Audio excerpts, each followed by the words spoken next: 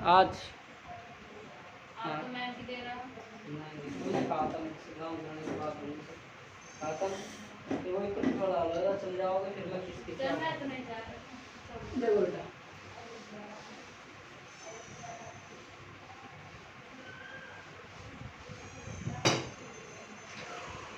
Chapter 13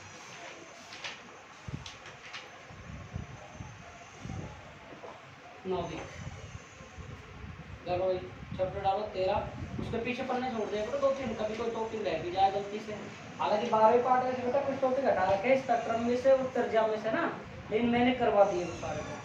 आप 12वें part में से कुछ भी मत छोड़ो क्योंकि 12वें पार्ट एक ऐसा पार्ट है इसमें छोटे छोटे क्वेश्चन कैसे रुक सकता है, इसलिए चिंता ना करें।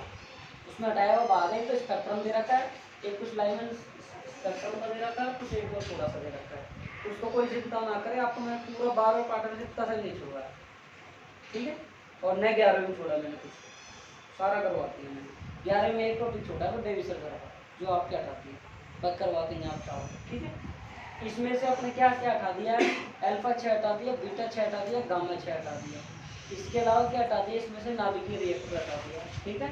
अल्फा 6, बीटा 6, गामा 6 और नाभिकीय रिएक्टर, 3 चीज हटा दी इस पार्ट में। नाभिकीय रिएक्टर बहुत ही अच्छा टॉपिक था जो मानो कॉम्पिटिशन एग्जाम की दृष्टि से, और एक रेडियो 6 का नियम हटा दिया। क्या क्या हटाया इसमें से, अल्फा 6, बीटा 6, गामा 6, अदर थोड़ी से सोडी का नियम, और इसके बाद में नाभिकीय रिएक्टर का ये हटाया। बाकी मैं अदर फोड़ करवाऊंगा। अल्फा 6, बीटा 6 क्या किसका क्या बर्थडे है यार, क्या टैग कर रहा है ये कुछ नहीं। यहाँ 12वें पार्ट में तो आए क्यों नहीं, खत्म हो गया 12वें पार्ट तो आया क्यों नहीं। हाँ तो गाँव गया था, अभी पापा से बात करता हूँ, तेरा बर्थडे में मनवाता हूँ, जाते केक कटवाऊँ तो यार। देखो साहब नाभिक 13 नंबर का लेसन डाल लो, नाभिक है ना, कर लिया। दो परमाणु द्रव्यमान मात्रक, परमाणु बहुत बार पूछा गया है, ये हेडिंग लिख रहा हूँ जो। हाँ भाई ये जो हेडिंग लिख रहा हूँ ये बहुत बार पूछा गया है। एटॉमिक मास यूनिट इंग्लिश में भी लिख लेना इसको।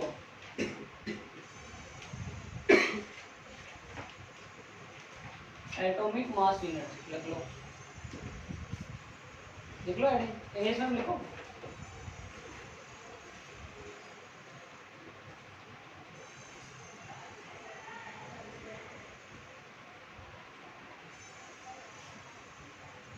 हो गया।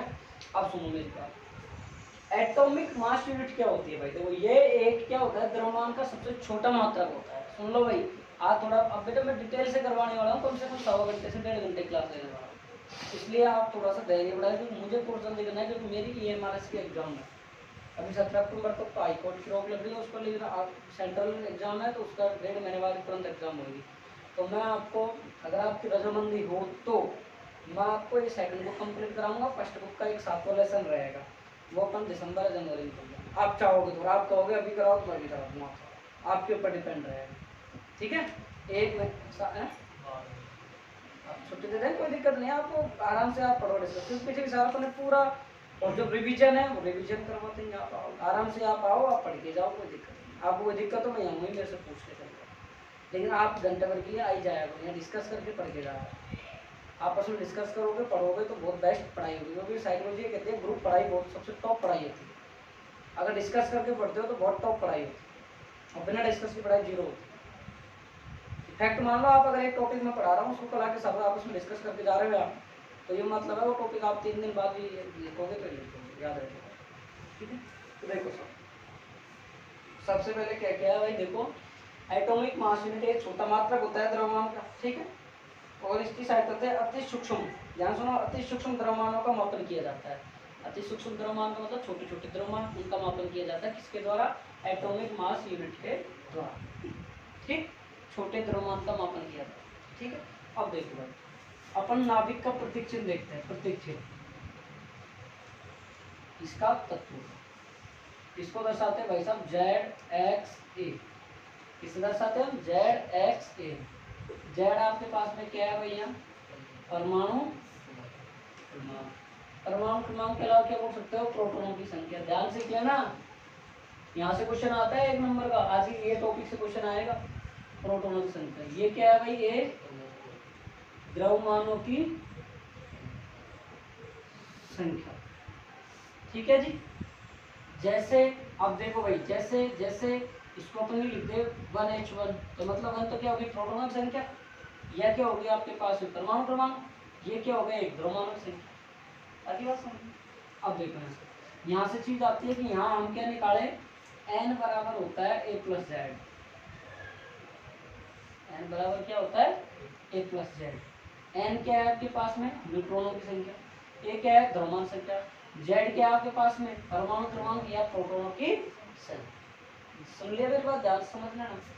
अब इसके बाद में हमको निकाल लियो, मानो ये निकाल लियो प्रोटॉनों की संख्या, तो क्या निकालेंगे, n माइनस ए बराबर जेड। निकालोगे नहीं निकालो, बताइए समझ। n माइनस ए कैसे आ गया, इसको इधर भेज दिया तो z बचा हमारे पास। z का मान निकाले, z क्या है, प्रोटॉन की संख्या या परमाणु क्रमांक। आगे बात समझ, आगे बात समझ, बिल्कुल क्लियर है, दोनों चीज समझ में आ गई। यहाँ से क्वेश्चन पूछता, कई बार ये पूछ लेता आपसे क्या। इसके बाद में आप न्यूक्लियन समझते हो क्या होता है, न्यूक्लियन। न्यूक्लियन क्या होता है बताओ, कि नाभिक में क्या क्या होता है, प्रोटॉन प्लस न्यूट्रॉन, दोनों को हम क्या कहते हैं, न्यूक्लियन कहते हैं। ये बात आप समझ चुके हो। अब आ जाओ एटॉमिक मास यूनिट का, आ जाओ कि क्या होती है atomic mass unit. Atomic mass unit क्या होती है भाई, कि हमारा 6c12, 6c12 इसके द्रव्यमान का, 6c12 के द्रव्यमान का 12वां हिस्सा, 6c12 के, हाँ 6c12 मतलब कार्बन परमाणु के द्रव्यमान के का 12वां हिस्सा क्या कहलाता है भाई, एटॉमिक मास यूनिट का। छोटी क्लास में पढ़े हुए हो आप, केमिस्ट्री में पढ़े हुए हो ये चीज, यहाँ से पढ़े हुए हो डेफिनेशन आप 9वीं क्लास में पढ़े हो, 11वीं केमिस्ट्री में पढ़े हो, तो ये समझ में आया। 6c12 ये परिभाषा काफी बार बोर्ड एग्जाम पूछ रही है, यहाँ से ये पूछा गया, ये पूछा गया, ये पूछा गया, ये पूछा गया। आपको जैसे कोई भी तत्व दे देता है, जैसे 6c12 सॉरी 7 है 14 दे दिया, और आपसे पूछ लिया कि भाई साहब इसमें न्यूट्रॉनों की संख्या बताओ, तो 7 और 14 कितना होगा, 21। और अगर आपसे पूछते भाई साहब इसमें प्रोटॉन संख्या है, परमाणु क्रमांक के साथ संख्या बताओ, तो 14 - 7 बराबर 7। ऐसा नंबर निकाल सकता है आपसे। बात आ रही है समझ, बात आ रही है समझ भाई, कोई दिक्कत इसमें, अब करो कोई दिक्कत, चले आगे। अब देखो 6c12 के द्रव्यमान का क्या बता रहा है ये 12वां हिस्सा, और ये क्या कहला रहा है हमारा एटॉमिक मास यूनिट। देखो 1U, इसको किससे दर्शा है 1U। अब 1U बराबर क्या आएगा, देखो भाई 6c12 के द्रव्यमान का 12वां हिस्सा बटा क्या आएगा 12, बटा कितना आएगा 12। तो देखो भाई 6c12 का द्रव्यमान और इसका 12वां हिस्सा मतलब 12। अब इसका कैलकुलेट कितना आएगा भाई, ध्यान सुनना, 1.992647 गुणा 10 की पावर -26 और बटा कितना आएगा 12। दिख रहा है वीडियो। आगे देखो भाई 1U बराबर क्या आएगा, 1 पॉइंट इसमें के भाग दोगे तो 67 10 की पावर -27 किलोग्राम। अच्छे से ध्यान रखना है, बस समझ में। 6c12 के द्रव्यमान का 12वां हिस्सा एटॉमिक मास यूनिट कहलाता है। 1U बराबर 6c12 का द्रव्यमान बटा 12, 1U बराबर ये होता है, इसमें 12 का भाग दे दिया। अभी बस बोलो चले यार। अब आगे देखो भाई, आगे क्या आएगा बताओ। अब अपन करते हैं विभिन्न कणों का द्रव्यमान।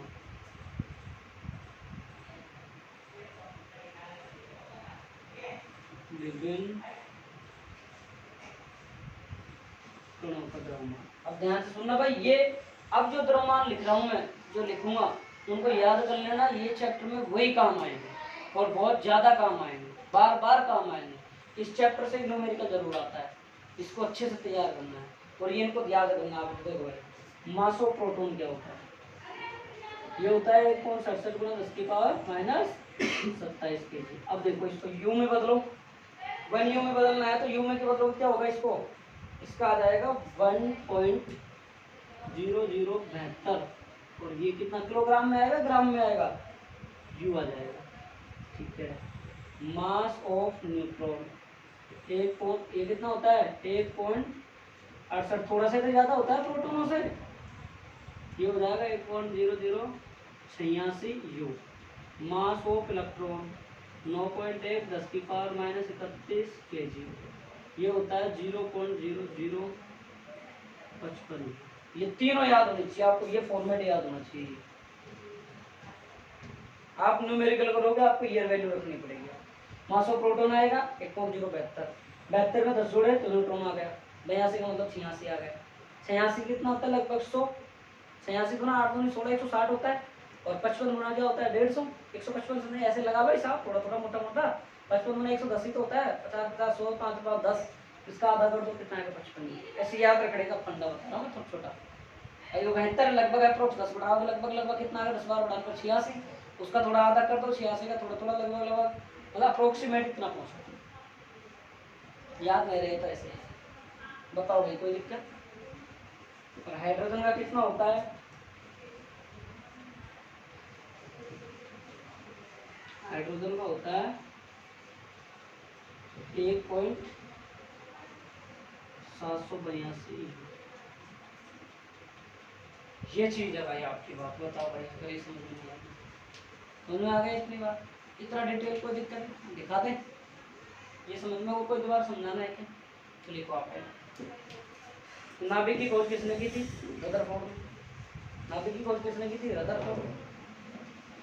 इलेक्ट्रॉन की खोज किसने करी थी? थॉमसन ने। पिछले पार्ट में से एक क्वेश्चन क्या आएगा?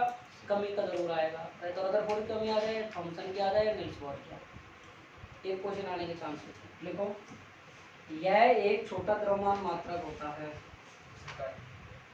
हेडिंग दिखा तो रखिए और कई एटॉमिक मास यूनिट। यह एक छोटा द्रव्यमान मात्रक होता है। तो बात आ रही है नाभिक की, तो एक मिनट सुनो कि नाभिक की भौतिकी, नाभिक भौतिकी क्या होती है भाई? कि भौतिक विज्ञान की वह शाखा जिसमें नाभिक के आकार, आयतन और उसका प्रभाव तत्व वगैरह सबका अध्ययन किया जाता है, वो क्या कहलाता है? आपका नाभिकीय भौतिकी। ठीक है, देखो यह एक छोटा द्रव्यमान मात्रक होता है। छोटा द्रव्यमान मात्रक होता है, इसकी सहायता से अति सूक्ष्म द्रव्यमानों का मापन करते हैं। इसकी सहायता से अति सूक्ष्म द्रव्यमानों का मापन करते हैं।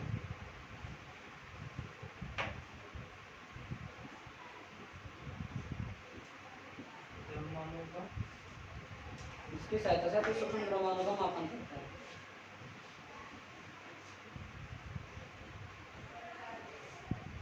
अब लिखो 6C12 ऐसे ये 6C12 के द्रव्यमान का 12वां हिस्सा, के द्रव्यमान का 12वां हिस्सा, 6C12 के द्रव्यमान का 12वां हिस्सा परमाणु द्रव्यमान मात्रक कहलाता है। 6C12 का 12वां हिस्सा परमाणु द्रव्यमान मात्रक कहलाता है। 6C12 द्रव के द्रव्यमान का 12वां हिस्सा परमाणु द्रव्यमान मात्रक कहलाता है।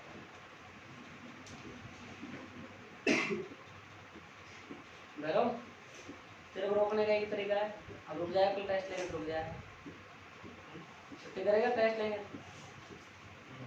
है ना, एक सदे कह रहा है छुट्टी करेगा। लिखो भैया, परमाणु द्रव्यमान का मात्रक ब्रैकेट में लिखो U। परमाणु द्रव्यमान का मात्रक ब्रैकेट में लिखो U। अब ये लिख लो बराबर बराबर, ये लिखो, ये 6C12 का द्रव्यमान बटे 12, ये लिखो। अब इस सारा उतार लो आप। यहाँ मैंने लिखा है ना परमाणु द्रव्यमान का मात्रक ब्रैकेट में U, ये लिख के फिर ये लिखो, उसके बराबर में लिख के ये लिखो, फिर ये फिर ये फिर ये फिर ये।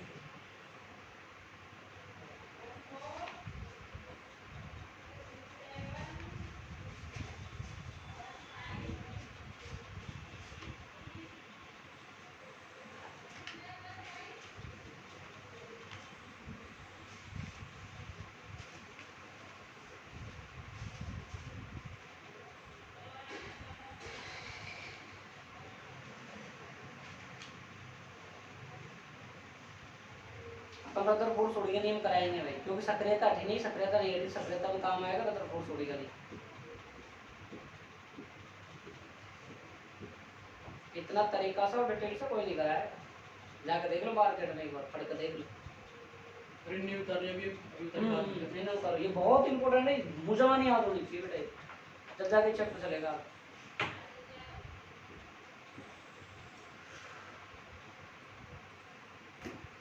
देखो बाकी सबकी फीस जमा है, आकाश की बाकी है 2.5 और पंजीयन कर लेना है बाकी। ऑनलाइन वाले को जमा कराओ यार फीस, आधी फीस बाकी है।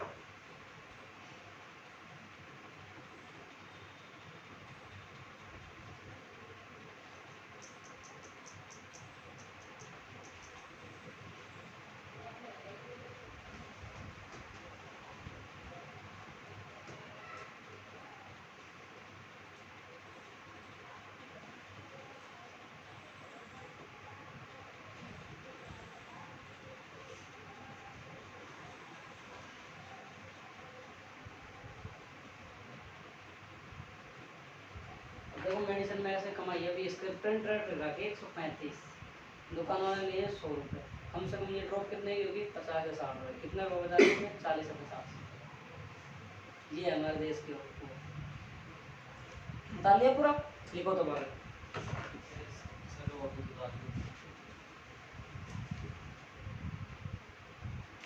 क्या बता रहा है यार मेरे, देखो भाई अब आगे छोटा सा ही निकलो भाई, ये प्रतीक चिन्ह लगा लो ये, और ये भी उतार लो, नोट लगा के उतार लो। तो पहले इससे उतारने से पहले एक चीज लिखो, उसमें पहले वाला लिखो, उसमें परमाणु द्रव्यमान जो चल रहा है उसी में परमाणु द्रव्यमान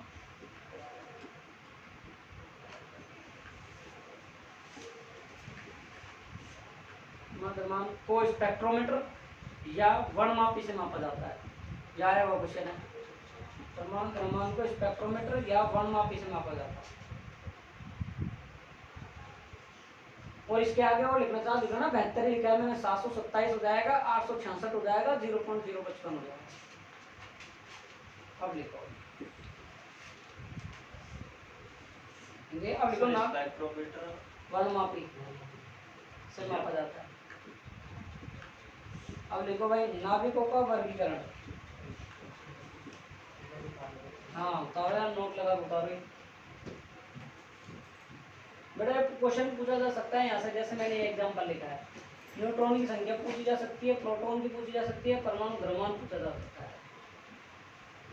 और एक रविकांत तेरी कॉपी में बेटा बहुत अशुद्धियां हैं सूरज, देख कर भी सही नहीं उतारना, सही उतारा कर मान जाने तो किसी दिन फिर फालतू लपेटे में आ जाएगा।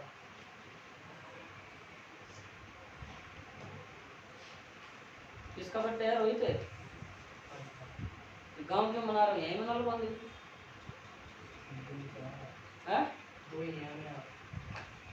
क्या पार्टी दे रहा है? इन सबको पार्टी दे जा, वो वाले को ले जा। ये तो सुन ले ना। हाँ हमारे दो रोड मनवा रहे इसका मतलब साफ झलक दिखाई दे रही, तू कंजूस है तू। राम रतन को पता ही नहीं बेचारे को, भुआड़े में ये जाएगा कम से कम 100-200 दे के जाएगा है? हाँ भैरव जैसे सुना दे रहा है।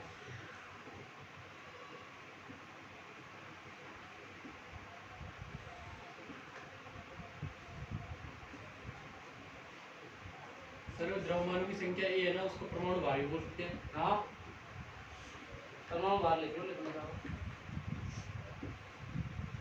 लिखा दें। देखो नाभिकों का वर्गीकरण जी, इसमें लिखो समस्थानिक या संप्रोटोनिक, समस्थानिक या संप्रोटोनिक।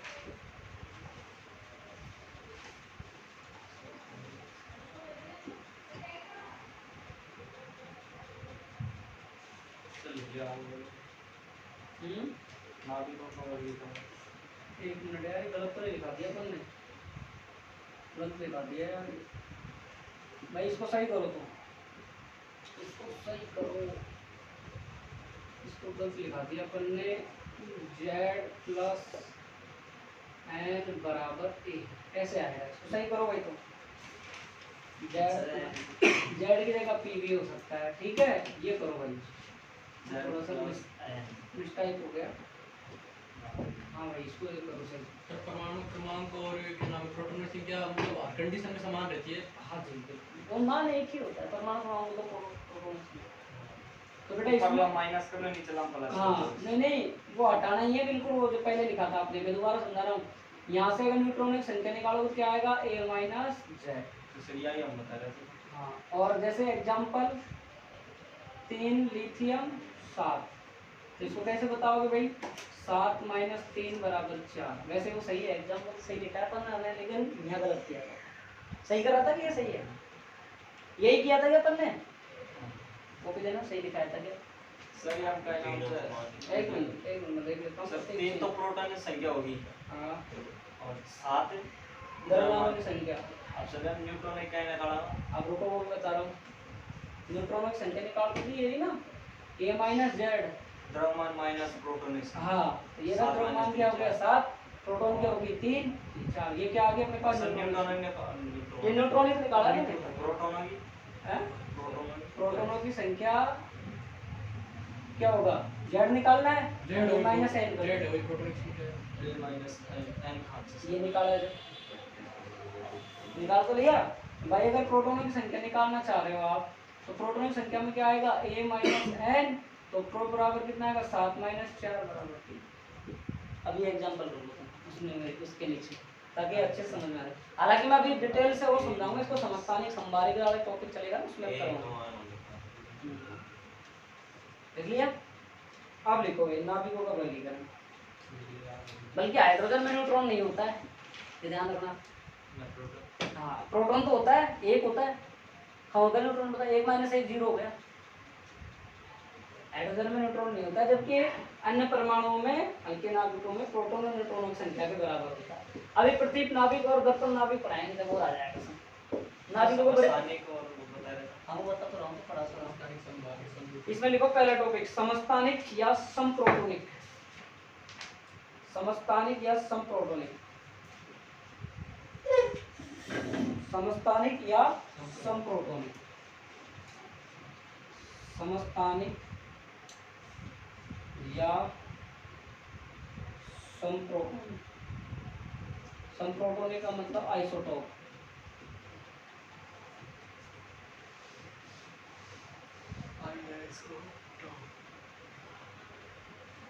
आइसोटोप, ठीक है। देखो भाई, समस्थानिक, सम प्रोटोनिक, सम यानी समान, प्रोटॉन यानी प्रोटॉनों की संख्या, कि वे तत्व जिसमें प्रोटॉनों की संख्या समान होती है समप्रोटोनिक है। कि वे तत्व जिनमें प्रोटॉनों की संख्या क्या हो, समान, तथा द्रव्यमानों की संख्या क्या हो, भिन्न भिन्न, क्या कहलाएगा, समस्थानिक या समप्रोटोनिक। Example 1H1, 1H2, 1S3। ध्यान से सुनना है, ये क्या कहलाएगा भाई, ये पूछा गया है कई बार, प्रोटियम, ये पूछ लेता है आपको, तत्व देखो नाम पूछ लेता है, ये क्या कहलाएगा, ड्यूटेरियम, ड्यूटेरियम, ड्यू टी हमें ड्यू, कौन बुला रहा है ड्यू, क्यों 5 से जब लागो नहीं धन आप ये तो कह रहे थे वीडियो ये आ गया ट्राइटियम, ये तो क्या आ गया प्रोटियम, ये क्या आ गया ड्यूटेरियम, ये क्या आ गया ट्राइटियम। अब देखो मेरी बात सुनना भाई, एग्जांपल देखो यहाँ से क्या क्या एग्जांपल आ रहा है। अपन ने क्या क्या लिया है, जेड या प्रोटॉन, ठीक है भाई, परमाणु बाहर, तो ये क्या आएगा न्यूट्रॉन। अब सुनना मेरी बात ध्यान से, 1 1 1 1, प्रोटॉन की संख्या कितनी है 1, कितनी है 1, कितनी है 1, तीनों 1 1 है। अब सुनना मेरी बात, अभी सूत्र क्या आया था हमारे पास, n प्लस जेड बराबर ए, यही आया था। हमको क्या निकालना है, ये निकालना है। अब तो हमको क्या क्या जोड़ना है, एक और n और z, ठीक है। तो पहले क्या निकाल ले, न्यूट्रॉन की संख्या निकाल ले। तो न्यूट्रॉन की संख्या कैसे निकलेगा, a माइनस जेड, निकलेगी नहीं निकलेगी। ए कितना दे रखा है भाई 1 और जेड कितना दे रखा है 1, तो कितना आ जाएगा 0। इसका कितना आ गया 0। आ गया नहीं आ गया? इसका बताओ 1H2 परमाणु बाहर कितना है 2, परमाणु प्रोटॉन कितना है 1, कितना आ जाएगा? लो भाई मैं खुद खोल लिख दिया A माइनस जेड कितना आ जाएगा 1 ऐसा माइनस समझ आएगा तो आपको नहीं। 2 माइनस ए कर बहुत अनुकूल 3 माइनस ए। अब ये निकालने द्रव्यमान संख्या, तो क्या क्या जोड़ना है n का मान और क्या जोड़ना है आपको z का मान। z का मान कितना 1, 1 प्लस 0 1, 1 प्लस 1 2, 1 प्लस 2 कोई सा भी लिख रही है क्या एक होती है ऊपर लिख रही है एक हमसे न कई कहूँ कुछ छोड़। रासायनिक गुण वगैरह, रासायनिक गुण समान होते हैं, भौतिक गुण जो भी है वो बता देंगे, ठीक है ये चीज़ समझ में आ गया आपको। अब आता है समास, इसको लिखा देते हैं, फिर आएगा अपना दूसरा, फिर तीसरा, फिर चौथा, 4 बार लिखो साहब।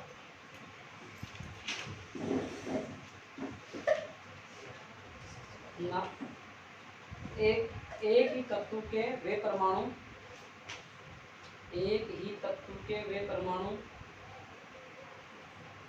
एक ही तत्व के वे परमाणु, एक ही तत्व के वे परमाणु जिनमें प्रोटॉनों की संख्या, जिनमें प्रोटॉनों की संख्या समान हो तथा द्रव्यमानों की संख्या भिन्न भिन्न हो, तथा द्रव्यमानों की संख्या भिन्न भिन्न। कई बार में पूछा गया है, इसे ध्यान रखना। ऐसे दे देता है वो, एक रिएक्शन बना के दे देगा आपको 1H1 प्लस कुछ और दे देगा और फिर पूछ लेगा कि वे एक ही तत्व जिनमें प्रोटॉनों की संख्या समान तथा द्रव्यमानों की संख्या भिन्न भिन्न। द्रव्यमानों की संख्या भिन्न भिन्न है, आप चाहो तो नहीं भी लिख सकते हो न्यूट्रॉनों की संख्या भिन्न भिन्न। न्यूट्रॉनों की संख्या तो अलग अलग है, यही तो समान है, ये दोनों तो अलग अलग है, आप लिख सकते हो। ये क्या कहलाएगा आपका समझता नहीं, ये संप्रोटन नहीं कहलाता है, इसमें समझता नहीं कहलाता है। अब इसमें लिख लो आप, इन्हें समस्थानिक इसलिए कहा जाता है, इन्हें समस्थानिक इसलिए कहा जाता है क्योंकि इन्हें आवर्त सारणी में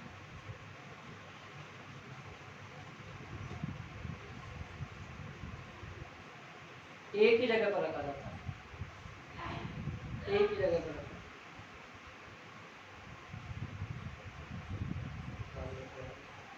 आवर्त सारणी में एक ही स्थान पर रखा जाता है, इसलिए कहा जाता है क्योंकि इन्हें आवर्त सारणी में एक ही जगह पर रखा जाता है। अब लिखो गुण,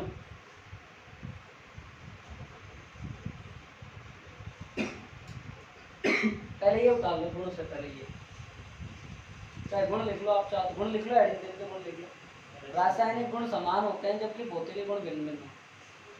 रासायनिक गुण समान होते हैं जबकि भौतिक गुण भिन्न भिन्न होते हैं।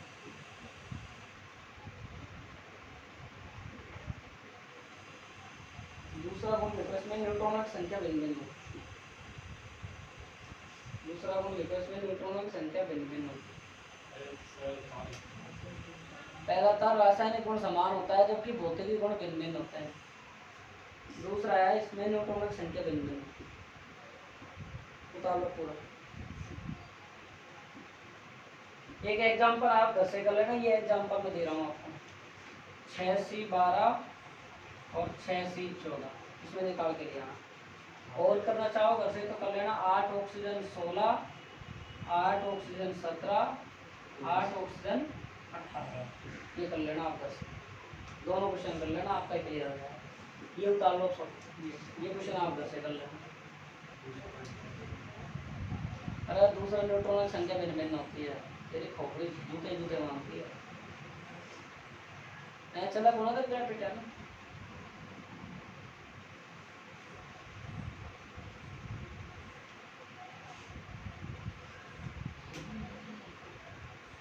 बोल राम रतन ऐसे रिश्तेदार रखता है तेरा, तेरे को मौका नहीं है। रोहित सिटी गलत बात, सिटी प्रथम टेस्ट नंबर कितने आए? हाँ।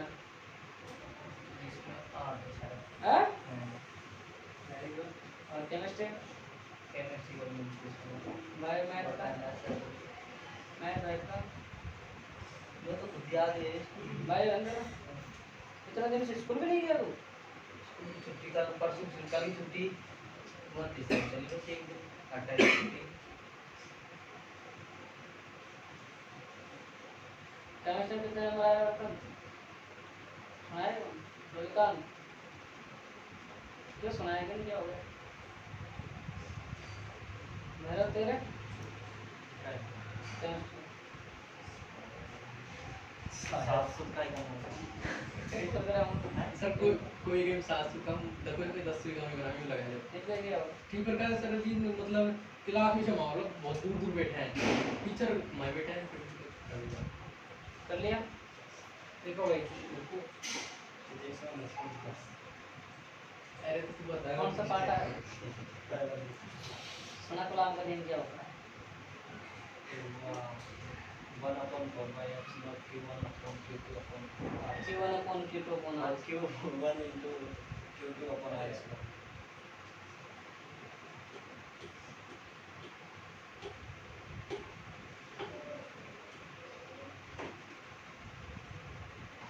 हो गया दूसरा लिखो संभारिक संभारिक संभारिक इसमें लिखो आइसोबार इंग्लिश में बोलते हैं आइसोबार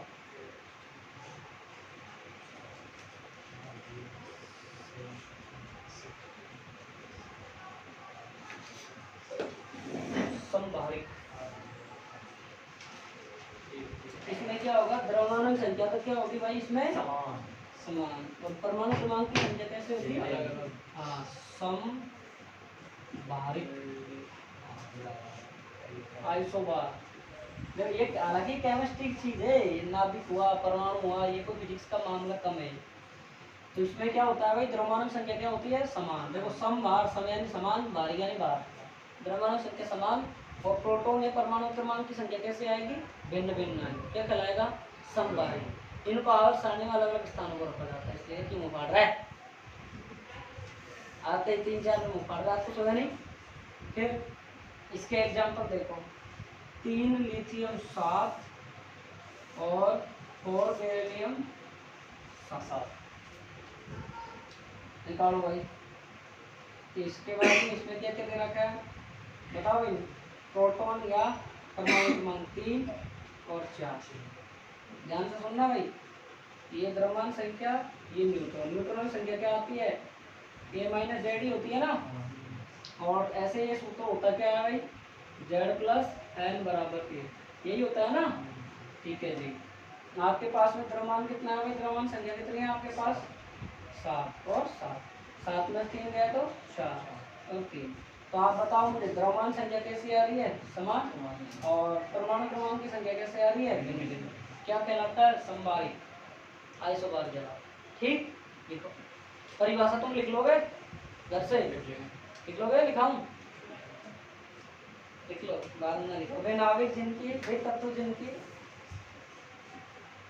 तत्व जिनकी द्रव्यमान संख्या समान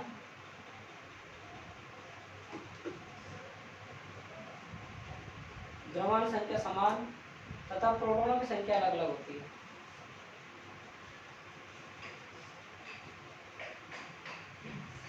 प्रोटॉनों की संख्या अलग अलग होती है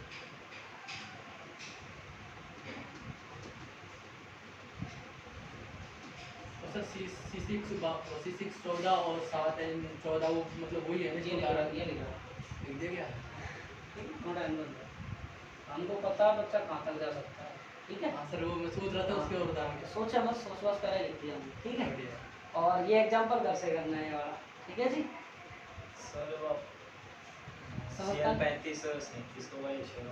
वो क्लोरीन और 35 का वो कर सकते हो आप वो सब परमाणु ज्ञात करना है इसका ठीक घबराए नहीं आपको चीजें सारी करवाई ये उतार लो लिख लिया द्रव्यमान संख्या समान और प्रोटॉन संख्या भिन्न भिन्न होते हैं क्या कहलाता है आइसोबार कहलाता है ये लिख लो ये घर से कर लेना गुण में क्या करोगे उसके अपोजिट लिख देना इन्हें संभारी क्यों कहा जाता है? क्योंकि इनमें आवर्त सारणी का स्थान क्या होता है? अलग अलग होता है। अलग अलग।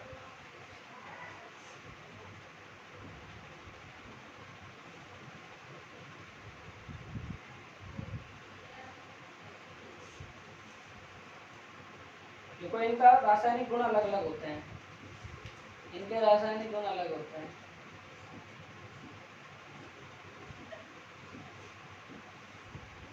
आगे बोलो। इन्हें संभारी इसलिए कहा जाता है, इन्हें संभारी इसलिए कहा जाता है क्योंकि इनका आवर्त सारणी, क्योंकि इनका आवर्त सारणी में, क्योंकि इनका आवर्त सारणी में स्थान भी अलग अलग होता है, क्योंकि इनका आवर्त सारणी में स्थान भी अलग अलग।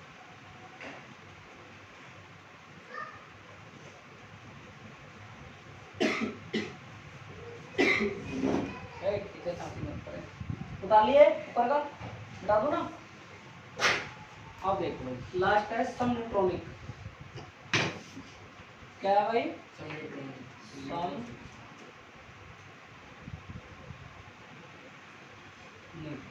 ठीक है कि वे नाभिक जिनमें समन्यूट्रॉनिक मतलब समान है, किसकी संख्या? न्यूट्रॉन। सुन लो भाई, समन्यूट्रॉनिक में क्या है? अरे घर कर लेना भाई, इधर देख ले। समन्यूट्रॉनिक में क्या है? ऐसे नाभिक या ऐसे तत्व जिनमें क्या है? न्यूट्रॉन की संख्या समान हो और द्रव्यमान संख्या और परमाणु क्रमांक या प्रोटॉन की संख्या क्या हो? भिन्न भिन्न। क्या कहलाएगा आपका? समन्यूट्रॉनिक। न्यूट्रॉन की संख्या समान होगी, द्रव्यमान संख्या और परमाणु क्रमांक क्या होंगे? भिन्न भिन्न होंगे। ठीक, जैसे 11 सोडियम 23, 12 मैग्नीशियम 24। लगाओ भाई दिमाग। Z A और N बराबर A माइनस Z। ये कितना है? 11, ये कितना है? 12, ये 23, ये कितना है? 24। न्यूट्रॉन की संख्या 23 में तो 11 गया, तो भाई बताओ 3 में से 2 1। सही है क्या? 12 थोड़ी बचेगा, 13 बचेगा। अरे 23 में से 11 गया, सही है ना? 12। और यह क्या बचेगा? 12। तो न्यूट्रॉन की संख्या क्या आई है? समान। ये कैसी है? भिन्न। आई बात समझ में?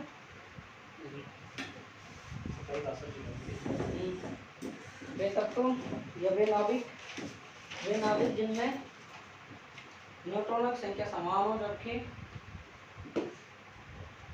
जबकि द्रव्यमान संख्या प्रोटॉनों की संख्या भिन्न भिन्न। लिख लिया? वे नाभिक या वे तत्व जिनमें न्यूट्रॉनों की संख्या तो समान हो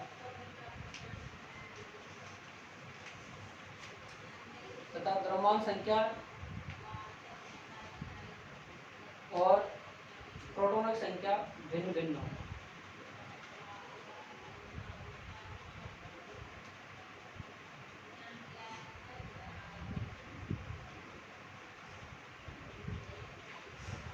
देखिए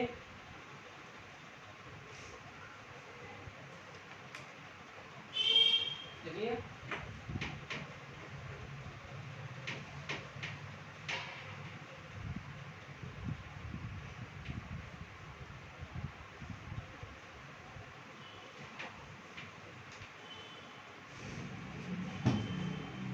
देखो प्रति अगला बोलो।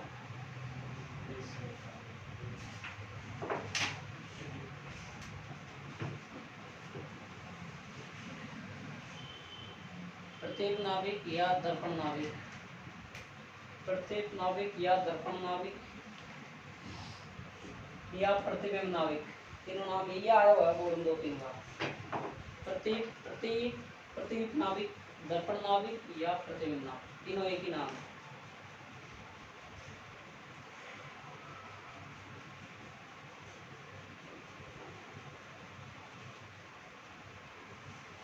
देखो क्या कहलाता है भाई? प्रत्येक नाभिक या दर्पण नाभिक। सुनना भाई, मिरर न्यूक्लियस क्या होता है? या दर्पण नाभिक या प्रतिबिंब नाभिक। तेरे कॉपी फेर है तो क्यों फेर है? 12 पारा काम कौन है?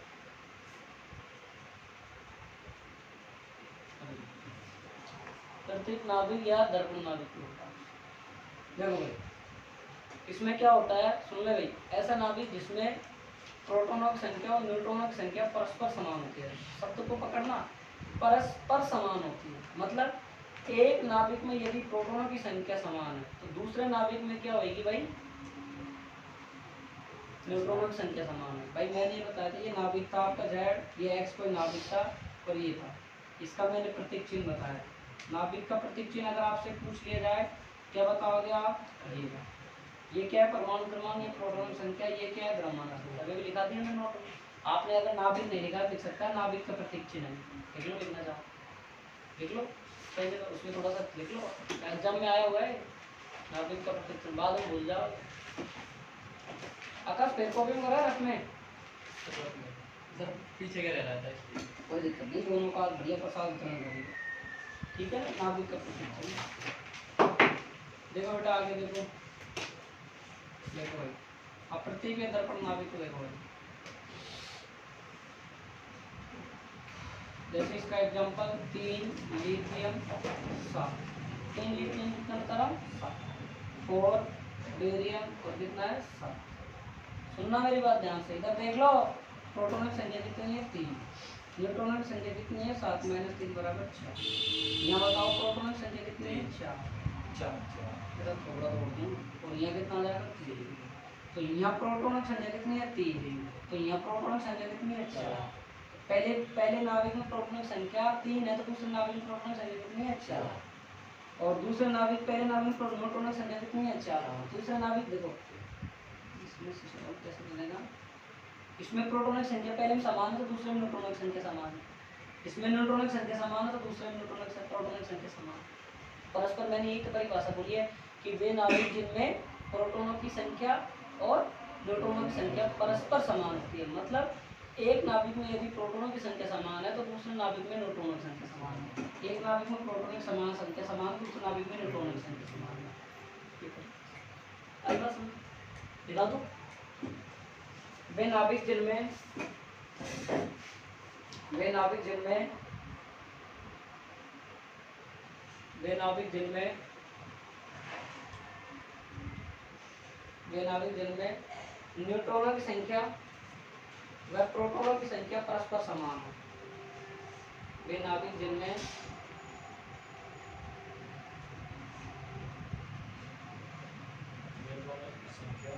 न्यूट्रॉनों की संख्या व प्रोटॉनों की संख्या परस्पर समान है, अर्थात एक नाभिक में प्रोटॉनों की संख्या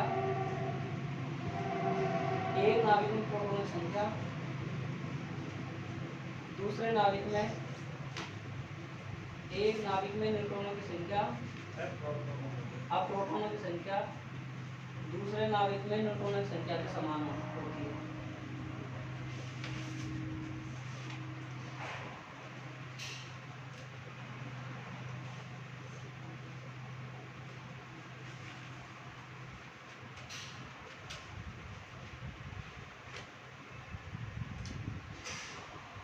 हो गया, टाइम कितना हुआ 5:30 4:30 हो गया, 5:15 खड़ा होकर देखिए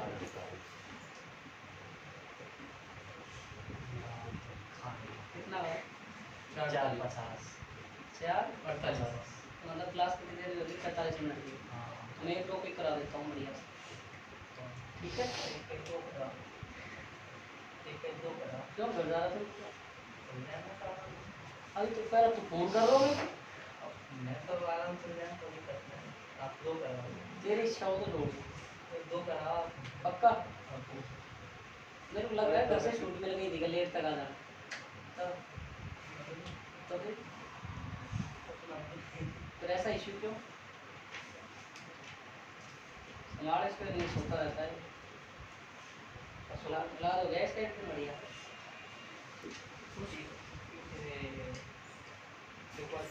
सारा नहीं था क्या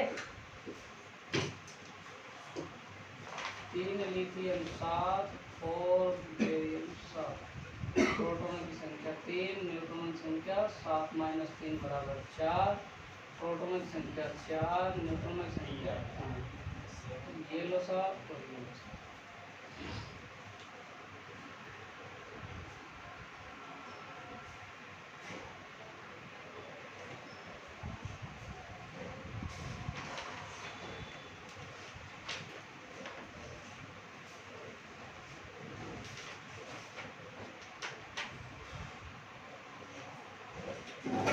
देखो भाई न्यूट्रॉन की खोज, न्यूट्रॉन ऐसे लिखा होता है न्यूट्रॉन, यहाँ से आ जाता है कई बार क्वेश्चन। न्यूट्रॉन लिख लो बस।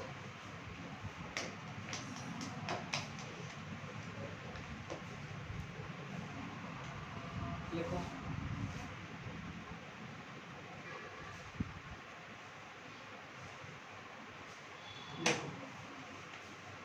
न्यूट्रॉन की जो खोज है, पहले ध्यान सुनना इसको बहुत डिटेल से, हालांकि तुम मेरे को पता तुम सब जानते हो शायद की जगह, लेकिन अभी समझो इसको। बेथे व बेकर ने की सबसे कम, किसने की भाई? बेथे व बेकर ने, बेथे व बेकर ने की। और बेथे और बेकर ने क्या बताया भाई साहब, सुनना कि आपके पास में कोई बेरिलियम की पन्नी थी, और इस बेरिलियम की जो पन्नी थी आपके पास, इस बेरिलियम की पन्नी पर आपने क्या आपतित करवा दिया? अल्फा कण आपतित करवा दिया। क्या आपतित करवा दिया भाई साहब? अल्फा। ये आपके पास क्या है? बेरिलियम की पन्नी, ठीक है। इससे क्या निकल गई आपके पास? एक और विकिरण निकल गई। इन विकिरणों क्या माना है जिसने? गामा किरण। क्या माना है इन्होंने? गामा। कैसे भाई? कि बेथे और बेकर ने बताया कि बेरिलियम की पन्नी पर जब अल्फा कणों का आपतित करवाया जाता है तो इनसे एक विकिरण निकलती है, और वो जो विकिरण जो उत्सर्जित होती है वो न तो विद्युत क्षेत्र से विभाजित होती है, न चुंबकीय क्षेत्र से विभाजित होती है। मतलब उसका आयनीकरण की क्षमता भी कम होती है, विभेदीकरण की क्षमता भी कम होती है। तो ऐसी किरणों को इसने क्या कहा? गामा किरण। क्या कहा इसने भाई? गामा किरण। क्यों? क्योंकि ये कौन सी किरण है? उदासीन किरण। उदासीन उदासीन उदासीन किरण मान लो, विकिरण मान लो, कोई भी मान लो। और ये किसके समान है? गामा किरण के समान। इतना आपको पहले चित्र बनाओ तो फिर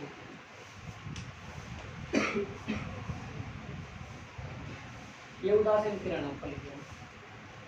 चित्र बनाओ, फिर आगे क्यूरी का प्रयोग पढ़ेंगे। इसी का आगे एक प्रयोग को समझा रहा है, एक प्रयोग को पढ़ेंगे।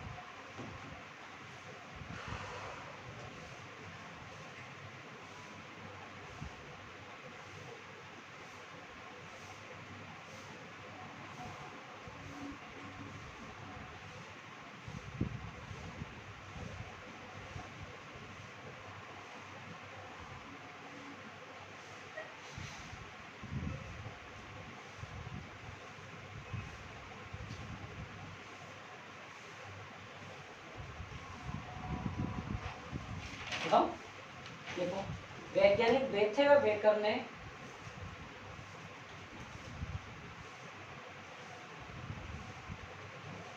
वैज्ञानिक बेथे व बेकर ने बी को बेरिलियम बोलते हैं, बेरियम बोलते हैं, बी को बेरियम बोलते हैं, बेरिलियम इसको क्या बोलते हैं? बेरियम या बेरिलियम?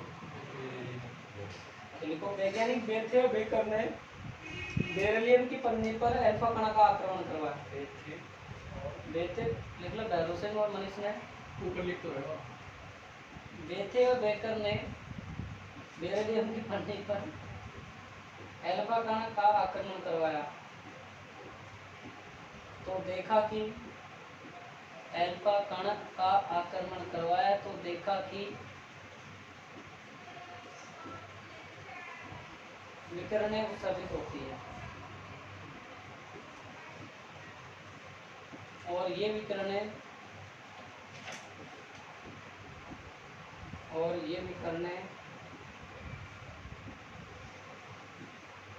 विद्युत क्षेत्र और ये विकिरणें विद्युत क्षेत्र और चुंबकीय क्षेत्र से, ये विकिरणें विद्युत क्षेत्र और चुंबकीय क्षेत्र से विभाजित होती है, नहीं प्रभावित नहीं होती है। देखो, प्रभावित नहीं होती है, प्रभावित नहीं होती है। इसलिए इन किरणों को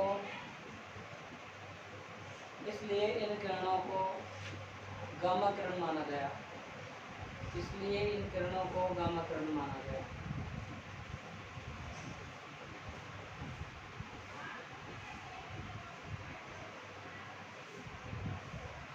परंतु बाद में देखा कि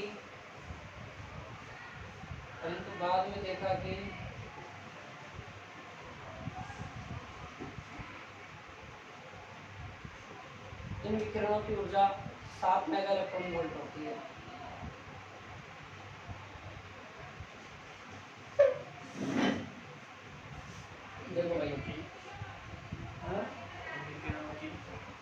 ऊर्जा 7 मेगा इलेक्ट्रॉन वोल्ट होती है। अब देखो 7 मेगा इलेक्ट्रॉन वोल्ट होती है। देखिए अब देखो क्यूरी फ्री हो, छोटा सा ऐसे हेडिंग है। हालांकि और आगे अच्छे से पढ़ेंगे इसको, और पढ़ेंगे आगे पोलतार वगैरह। मिस क्यूरी मतलब इसमें देखो भाई 2 वैज्ञानिक थे, तो मैडम क्यूरी एक मिस क्यूरी, दोनों जनों का नाम है क्यूरी क्यूरी था। एक तो मिस और एंड मिसेस, दोनों का नाम क्यूरी। और ऐसे भैरव भैरवी ऐसे आ जाए। तो मतलब कहने का मतलब क्या कह रहा हूँ भाई, क्यूरी ने क्या बताया, क्यूरी साहब ने क्या कहा, क्यूरी साहब ने कहा कि जब बेरिलियम के पन्ने पर आपने अल्फा कणों को आपतित करवा दिया, ठीक है मान लिया हमने, यहाँ से विकिरण उत्सर्जित हो रही है ये भी मान लिया हमने। उसने क्या किया कि इसके बीच में क्या रख दिया, एक पैराफिन मोम रख दिया। एक पदार्थ होता है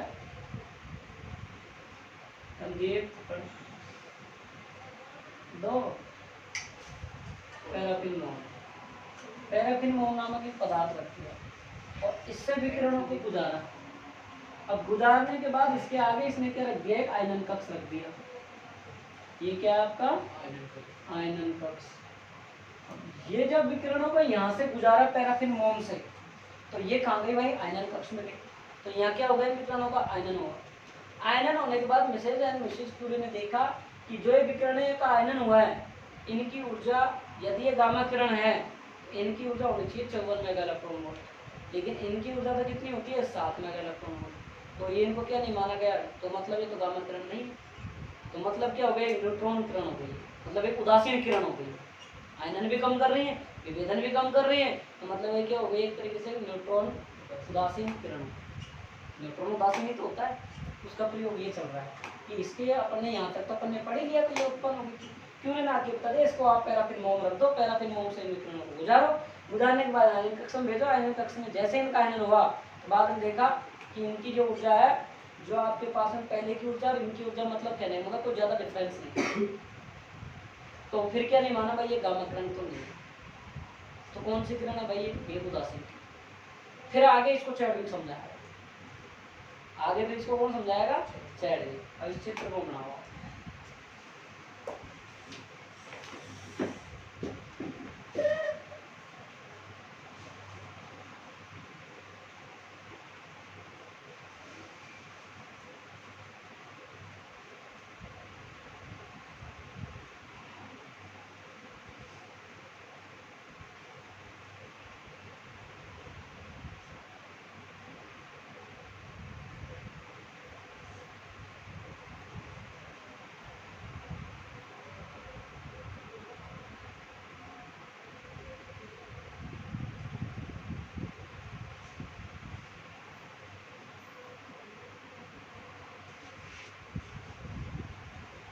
कल अपना कौन सा हो जाएगा, कल अपन पढ़ लेंगे इसका नाम का आकार और आयतन पढ़ लेंगे। यहाँ से न्यूमेरिकल पूछेगा तो यहाँ से पूछेगा।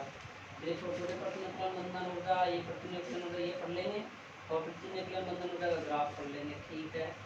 फिर ये नाभिक वाला ये पोर्शन छोटा, ये पोर्शन कंप्लीट हो जाएगा। रेडिएटिव फिर टाइम में लगेगा इसमें ज़्यादा, लास्ट में टाइम लगेगा थोड़ा सा। दिखाऊँ, मैडम क्यूरी और सर क्यूरी, यहाँ पर लिख लो miss Curie and Mrs Curie, English में लिखो, तो लेकिन हिंदी में लिखो। मैडम क्यूरी और सर क्यूरी ने ये बीई की पन्नी पर, मतलब बेरिलियम की पन्नी, बीई की पन्नी पर अल्फा कणों को आपतित करवाया था, देखिए अल्फा कणों को आपतित करवाया तथा बेरियम से जो विकिरणें निकल रही थी,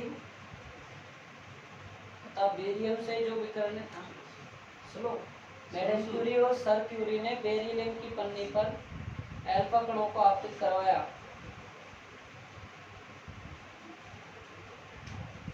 तथा बेरिलियम से जो विकिरणें निकल रही थी, उनको पैराफिन मोम से गुजारा, पैराफिन मोम से गुजारा।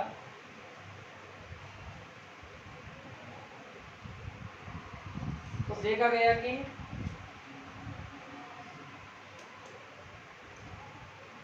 आयनन कक्ष में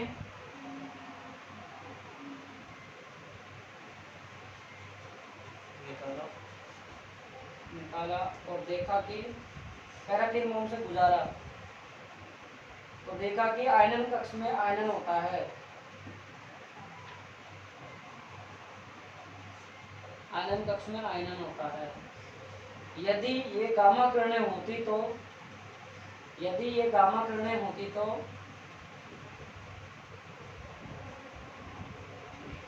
यदि ये गामा किरणें होती तो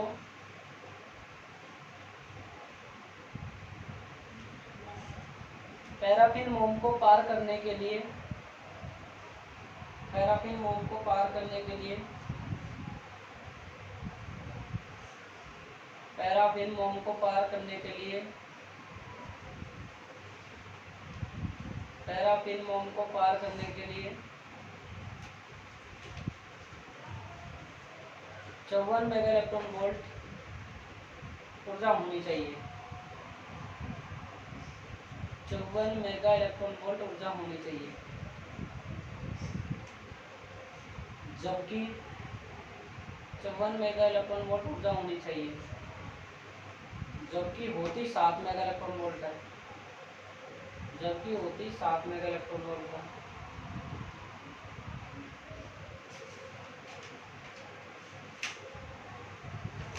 ना निकलो वापस बोल रहा हूँ। यदि ये गामा किरणें होती तो पैराफिन मोम को पार करने के लिए इन विकिरणों के पास 54 मेगा इलेक्ट्रॉन वोल्ट होनी चाहिए, जबकि या परंतु होती 7 मेगा इलेक्ट्रॉन वोल्ट होती है। अतः यह निष्कर्ष निकाला कि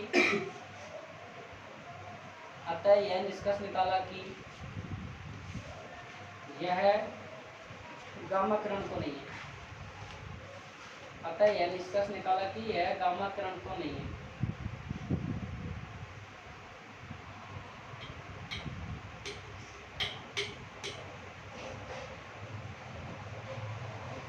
देखो अब आता है चैडविक। बस छोटा सा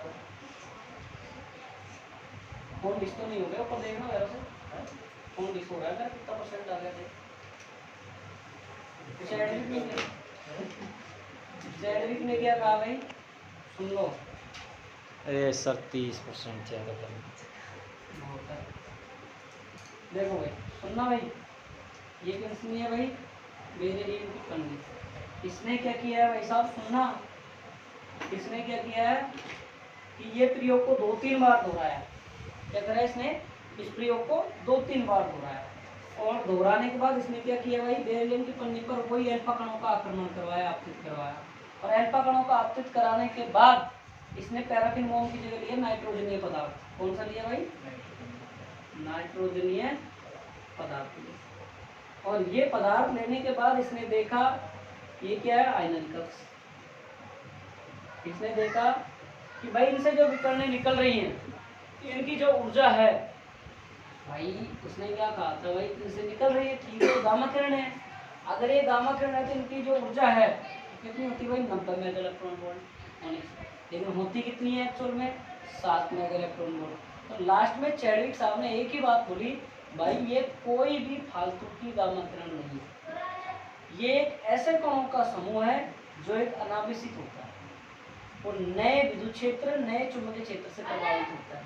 इसलिए इन सबको क्या कहा गया भाई, नाम दिया गया नया न्यूट्रॉन। इसलिए क्या खोजी, न्यूट्रॉन की खोज किसने करी, चैडविक साहब ने। इसने खोज करी चैडविक। 2-3 बार इस प्रयोग को दोहरा दिया, दोहराने के बाद क्या किया इसने, इसको इस पर आपतित किया, आपतित टकराने के बाद इनको नाइट्रोजनीय पदार्थ से गुजारने के बाद देखा, क्या देखा भाई इनसे कि इनकी ऊर्जा 90 मेगा इलेक्ट्रॉन वोल्ट होनी चाहिए, परंतु होती कितनी है, 7 मेगा।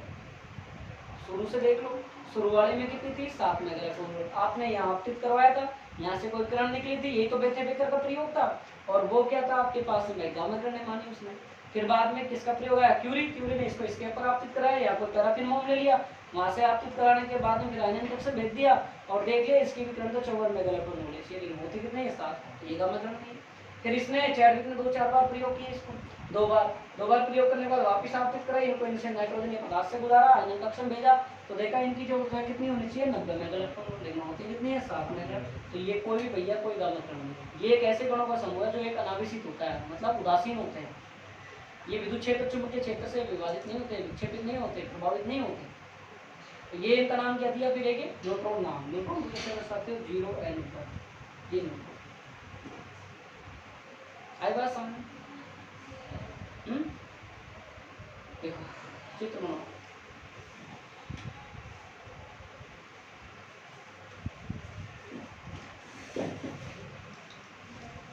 बस ये लास्ट है।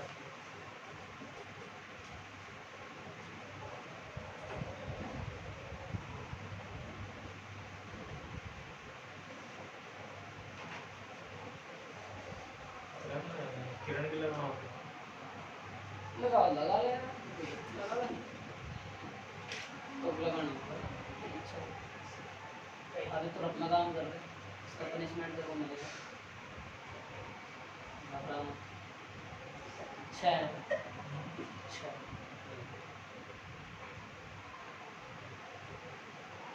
कोई दिक्कत? बढ़ाओ बढ़ाओ, 6 बढ़ा सकते हैं, घटाएंगे। दिखाऊं?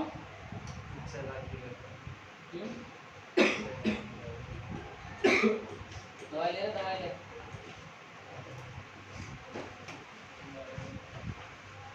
जेम्स चैडविक ने, जेम्स चैडविक ने यह प्रयोग,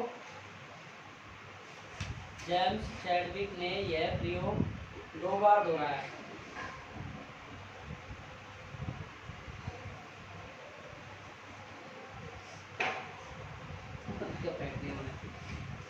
इन्होंने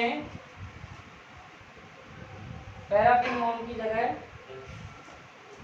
2 बार 2 बार दोहराया। इन्होंने पैराफिन मोम की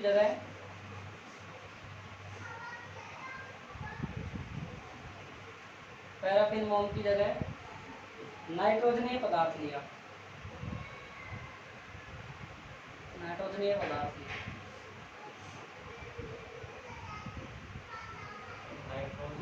नाइट्रोजनीय है, खोपड़ी पर देख लगा है,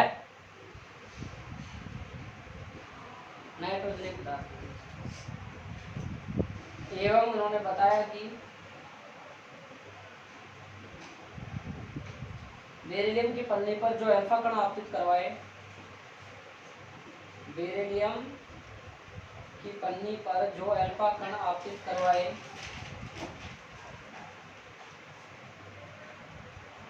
उनसे जो किरणें निकल रही थी, उन्होंने बताया कि बेरिलियम की पन्नी पर जो अल्फा कणों को आपतित करवाया,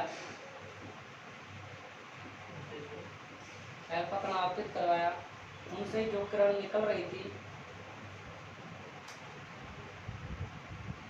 वो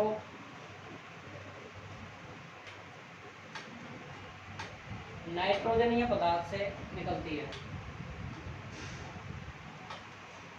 ब्रैकेट में लिख लेना टकराती है, नाइट्रोजनीय पदार्थ से निकलती है, ब्रैकेट में लिख लो टकराती है। यदि ये गामा किरण है, यदि ये गामा किरण है तो इनकी ऊर्जा 90 मेगा इलेक्ट्रॉन वोल्ट होनी चाहिए, तो इनकी ऊर्जा 90 मेगा इलेक्ट्रॉन वोल्ट होनी चाहिए। परंतु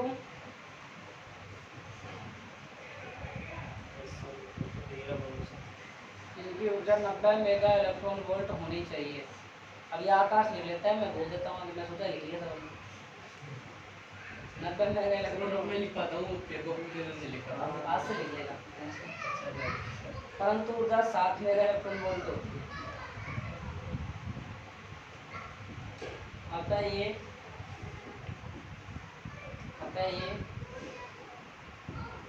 गामा किरण तो नहीं हो सकती।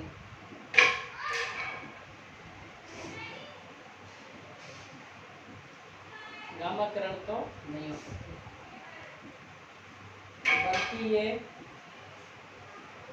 बल्कि ये ऐसे कणों का समूह है, बल्कि ये ऐसे कणों का समूह है जो अनावेशित होते हैं। बल्कि ये ऐसे कणों का समूह है जो अनावेशित होते हैं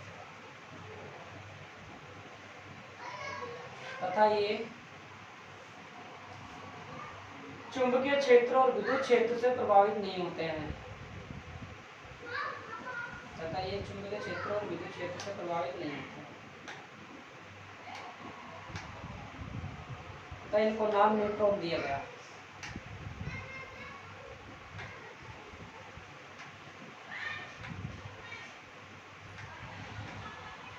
ठीक है, अब इनको गुण 4 लिखना है, बस गुण लिखो।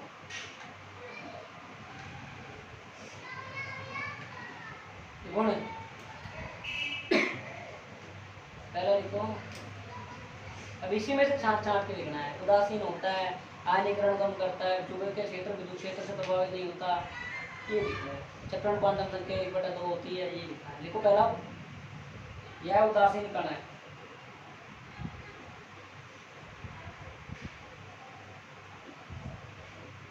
दूसरा लिखो, यह विद्युत क्षेत्र और चुंबकीय क्षेत्र से प्रभावित नहीं होता है। यह विद्युत क्षेत्र और चुंबकीय क्षेत्र से प्रभावित नहीं होता है।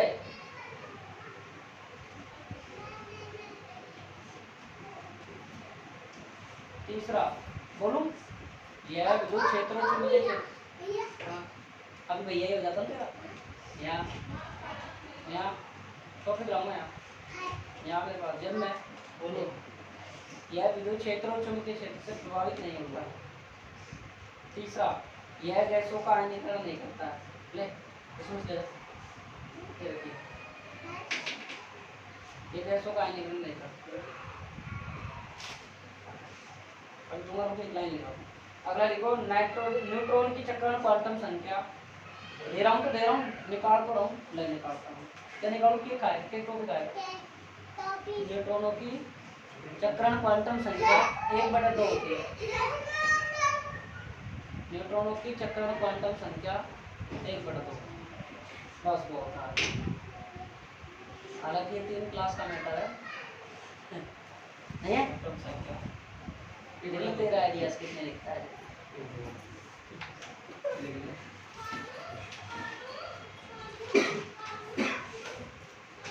कोई ज़्यादा